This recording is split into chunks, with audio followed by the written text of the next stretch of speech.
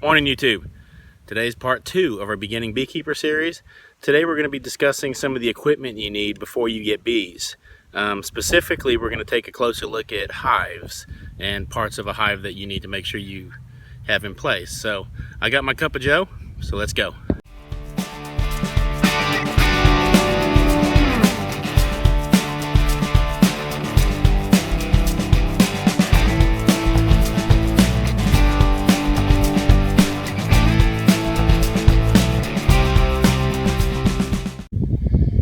Alright guys, so here's kind of a quick overview of what we got.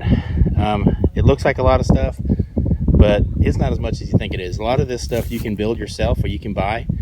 I'll put a link to on Amazon where you can buy some of this stuff on there down in the description below. If you're at all handy though, you can save some money by building some of this yourself. So let's take a look and see what we've got up here. Alright, first thing we've got, this is a Langstroth Hive. And what we have is we have a deep, or what I call a brood chamber. A lot of guys call it that. It works for both. You can use it for honey.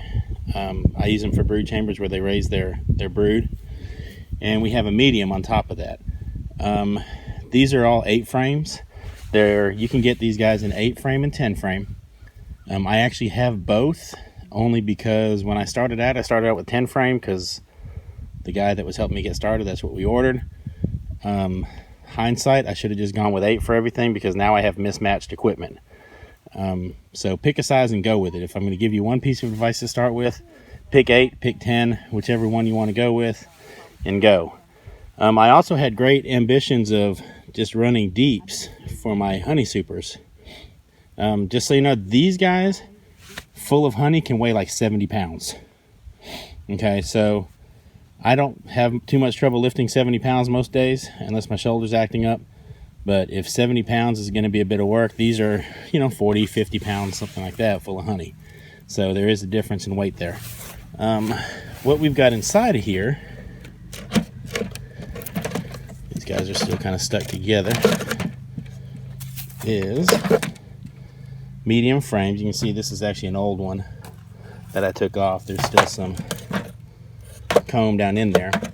And so what happens, you get these frames and the bees store the honey in there and then you extract it out of there.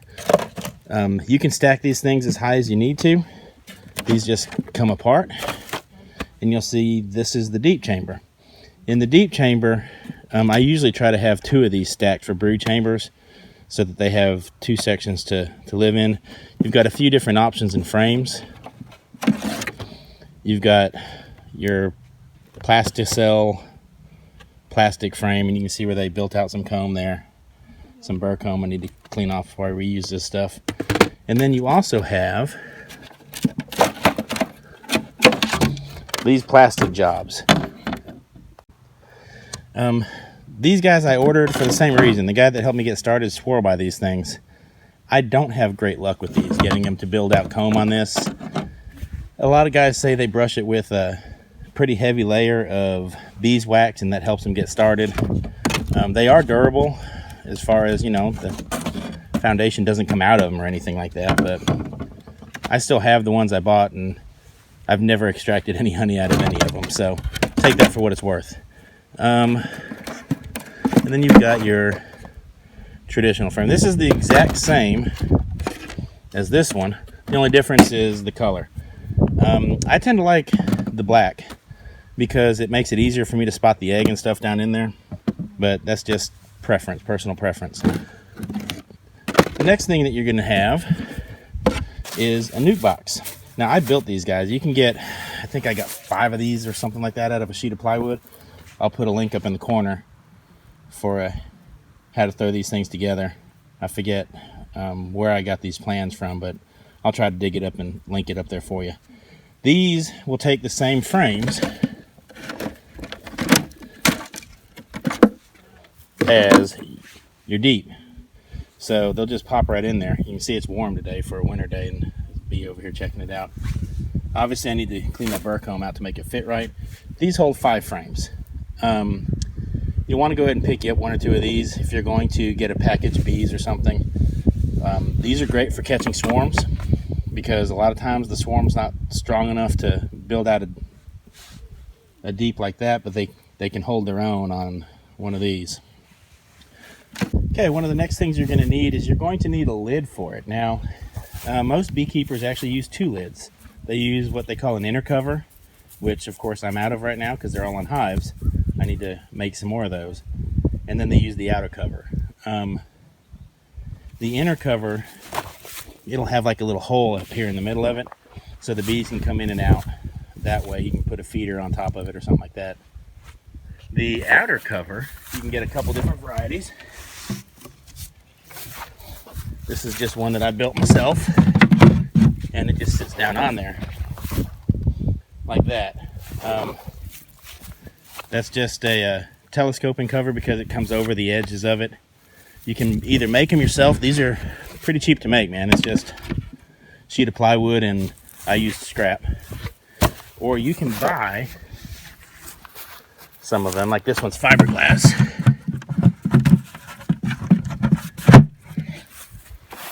And you can buy a fiberglass one. Fiberglass ones are really durable. It's just they're kind of expensive. So it's up to you whether you want the fiberglass with, like I said, it'll hold up for years and years and years, or you can build your own. One other variety of cover that you get fits like that. It's what we call a migratory cover. They call it that because you can butt another hive right up against it with migratory covers on, and they'll ratchet strap together really well. So these guys that are taking hives out to almond fields and whatnot, they'll just have truckloads of these things strapped together like that. So there's no play in between there, so they don't tip over. These are even easier to make. Like I said, it's just a sheet of plywood with 2 end pieces on it. Just make sure you allow enough space on the end pieces that it fits over it, and you're good to go. Also, you have a bottom board. Now this bottom board is actually missing the back piece. It's that time of year where we're doing repair work and getting things ready for the year. There are 2 different varieties here. You have just a solid bottom board, which is what this is, and then you can have a screen bottom board, which all of my screen bottom boards are on hives right now, so I need to put some more of those together. The screen bottom board looks just like this, except it's cut out and it's got like a hardware cloth down in there. They come in handy. They help control hive beetles and stuff. The bees will knock them down through the hole, and you have like a little slot to slide something to control airflow for the bees in there. So I tend to prefer the screen bottom boards. That's why they're all on hives, because I can close them off. Just keep that in mind as you're ordering. There are a couple different varieties there. One of the next things you're going to need to order are frames. Now, if you order a complete kit, it's going to probably have frames with it if it's a true complete kit. These are how frames look when they're new. These are your deeps, those are your mediums. Or you can save a little bit of money and actually buy the frame pieces to assemble yourself, and then you would just buy boxes of the foundation to put in, or you can even run those without foundation. You just run some wire through there to give the bees like little support when they build their wax down.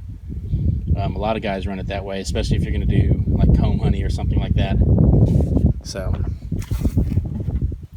now I mentioned to you the importance of buying all the same size equipment, and I'm about to demonstrate why that matters. I wasn't given that lesson ahead of time, and I didn't realize it, I guess. I mean, logic would have said so, but I just didn't think about it. And when I started switching over to 8-frame hives, I found I ended up with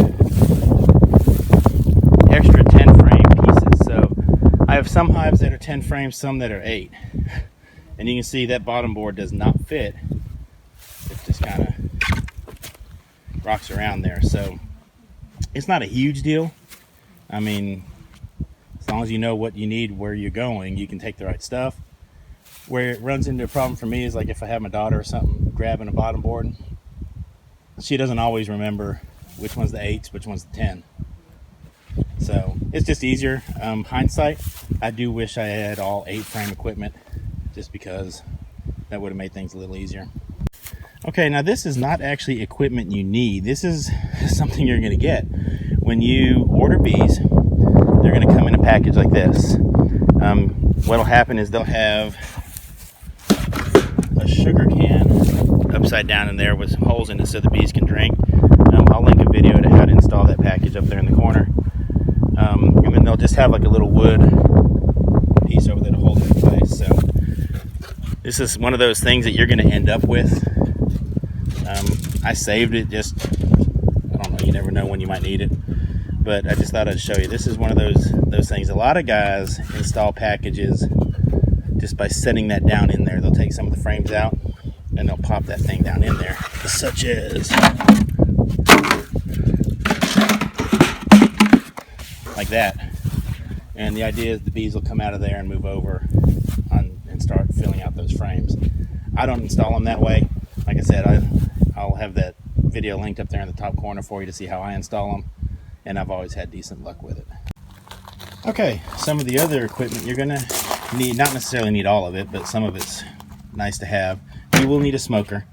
You can buy these things on eBay inexpensively. On Amazon they're pretty cheap. I'll put a link down below for a bee smoker as well. I will go ahead and tell you, sometimes you get what you pay for on these things. For example, I bought this one on eBay and I need to replace the bellows. You can see it's been more air than the getting. I kind of have to hold the bottom of it to make that work.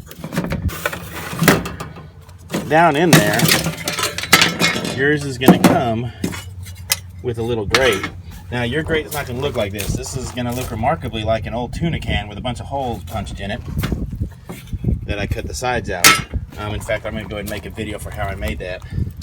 Because what happened was I inadvertently somehow, when I was dumping out my smoker, I dumped out the grate. Now the grate is important because, let's see in there, there's a little hole down there in the bottom. And what happens is when you push the bellows, air comes through that hole and gives oxygen to the fire from beneath. Well, you need to hold the material that's burning up enough that the air can come in.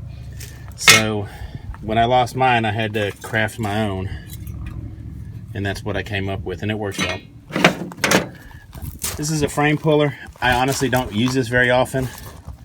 I got it, I think I was trying to get my purchase amount over a certain amount on Man Lake for their free shipping, and so I got that. You will need a hive tool or two or several if you're like me. I always leave one sitting around somewhere. You can see this one got wet. I need to clean that up. I've got 4 or 5 of these. It's actually a pry bar I use for doing cutouts and stuff like that. If you're going to catch swarms, get you or do cutouts rather, have some rubber bands, because what you'll want to do is be able to rubber band the cutout comb into empty frames. You need a lighter. Kind of hard to light one of those without one of these. And then you're going to need a bee suit. Now these are my bee gloves. These are new because my last one's finally bit the bullet. I got these at the end of last season. And you're going to need a suit as well. Now, I'm not going to say too much about the suit right now because I'm going to do a whole video next week, I think, reviewing the bee suit I have. I'll just tell you, bee suits, you definitely get what you pay for. Okay, I ended up with a full body suit. In hindsight, I wish I didn't, because you know, when I was getting started, the guy said I would just go on eBay and grab you the cheapest bee suit you can see. You just need the veil to keep them out of your face. And I did, and he took me to go pick up some hives that were supposedly nice and calm, and 72 stings, I think we counted later, through the bee suit. I learned that there is something to be said for having a good bee suit. Now, the reality is, I wish I didn't have one that had the pants.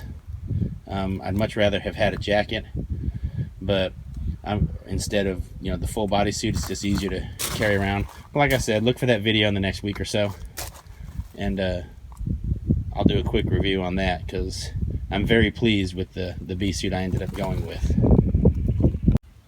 Alright, one of the final things you're going to need to make sure you have is a way to feed the bees. What you see on top of here is what they call a boardman feeder, an entrance feeder. It just slides, like it says, right in the entrance there. A lot of guys like these, a lot of guys don't. I don't use them very much because I have noticed they do tend to get the bees robbing a little bit more easily. So I have some, but I don't typically use them very often. These are cheap. I think, let's get this thing out. All it is this little plastic piece and a mason jar with some holes popped in the top of it. I think that's $3 or something like that from Man Lake. And mason jars, or get them at Walmart or whatever. Instead of using those, what I use are frame feeders, and all my frame feeders are actually in my hive right now. But I'll put a link to my website, goodgamebees.com, and there's an article in there from when I got those frame feeders. And they're 2 frames, or they take up the space of 2 frames, and they sit in there, and they're like, you fill them with sugar water, and there's a ladder for the bees to climb down. I like those a lot better. I have very little trouble with them drowning in it, and I haven't had robbing problems with them. The only disadvantage to it is refilling them. You have to go all the way back into the hive. So you'll want to make sure you have some way to feed them. One of the next videos I'm going to do is how to make an open feeder, which is basically you put a big old thing of sugar water out there with a way for bees to get to it, and that's another option as well, as long as they have food. A lot of guys don't believe in feeding their bees. I started out kind of that way because that's the way I was told, but bees starve, and I have lost bees to starvation, and I'm just not willing to do that anymore. So I do feed bees, especially in the late winter, early spring, when they start to run low on resources. You need to feed them so that they can make it till there's enough pollen, nectar, and stuff out there for them to make themselves. So you want to make sure you have some way to feed them when your bees arrive. Once you have all of your equipment here and it's assembled, and by assembled, guys, if you order a hive kit, it's not coming assembled. I guess it might if you pay extra. It's going to come in parts. Now the parts are already cut, but you're going to have to assemble it. Don't forget to order the nails. Okay? The nails typically don't come with it. And I mean, they're cheap, but if I remember right, it's like a 6D nail or something like that. And I didn't have the nails here. I thought I did, and it came, and you can't find these guys at Lowe's or Home Depot. I mean, you can. I went one size off. I'm from memory, I think it takes a 60, and I found a 70, or maybe I'm backwards. But I mean, it still works, but it's just a lot easier to just click the button from ordering online and just order a couple pounds of those nails, because they're cheap. That way you can get these things put together. Nothing more frustrating than getting everything set up, getting all pumped up to get out there and get your bee yard, ready to roll, and realizing you don't have the nails to put it together with. So other than that, as far as assembling these things, if you're ordering your frames already assembled, I mean, that's just take them out of the box. You'll need a hammer. You might want to square to make sure you're squaring up the boxes when you put it together. But guys, I mean, it's a piece of cake putting these things together if you're buying them in a kit.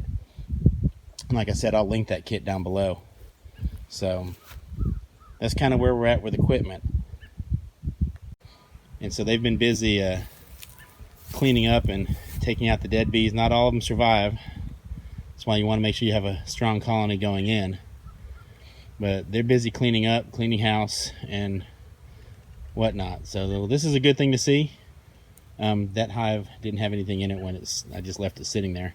So the other 4 hives on this stand, they went into winter kicking, and they're still kicking now. So I ended up leaving a super on that one, just because I wanted to leave them some extra honey, just in case.